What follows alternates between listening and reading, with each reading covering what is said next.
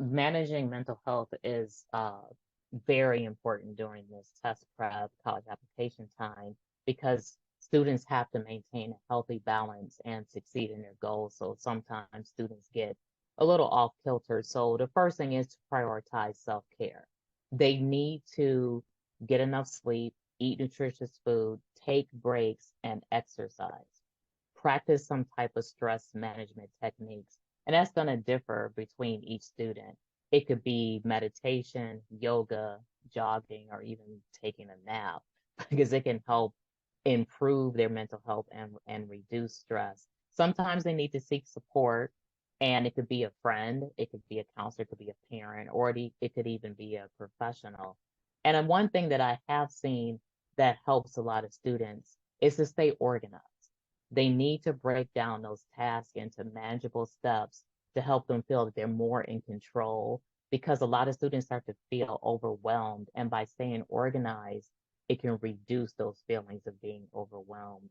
And keeping things in perspective. They need to remember that test scores and college admissions is a big part of life right now, but it's not going to be the overall definition of their worth or future success. So though this is a very, I guess, very stressful time, they have to try to follow some type of self-care protocol to help manage their mental health, and then that will help them be more successful in their academic and their personal goals.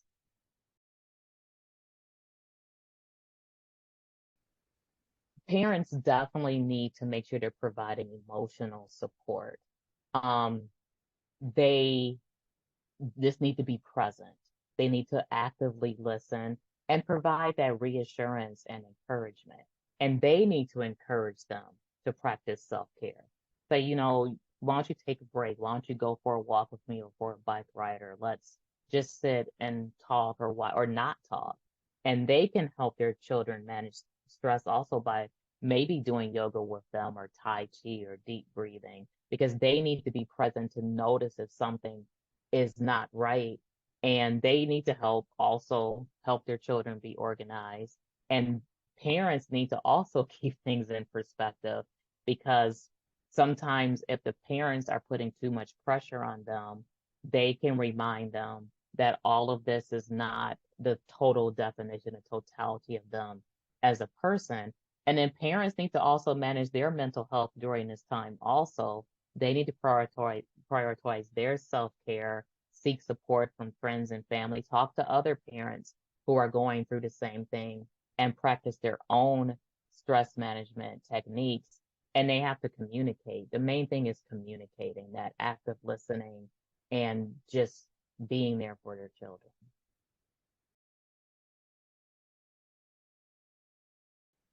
I would say adapting to college life can be very challenging, but there's some things that students can do to focus on schoolwork while still maintaining a healthy stress level because you're going to have some type of stress, and stress is healthy as long as it's not overwhelming.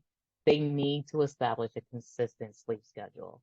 They need to get up at the same time every day and try to go to bed. As if I know that sounds insane for college students, but getting the same amount of sleep and having that sleep schedule will help maintain a healthy stress level. They need to create a study schedule because students tend to cram. And if they stay organized and create a study schedule, they won't do that.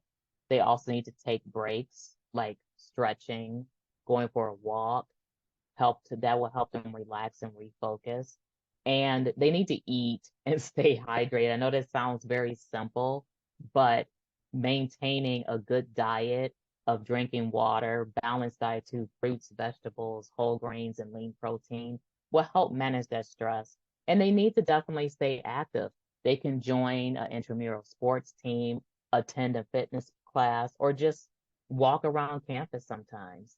And finally, I would say they need to definitely practice mindfulness, such as the deep breathing and just being more present. And maybe, and I know a lot of campuses have these mindfulness workshops, so they can use a mindfulness app to kind of keep themselves in that present moment and not worry so much about the future and to forget about the past. So college is a big, you know, jump into adult life.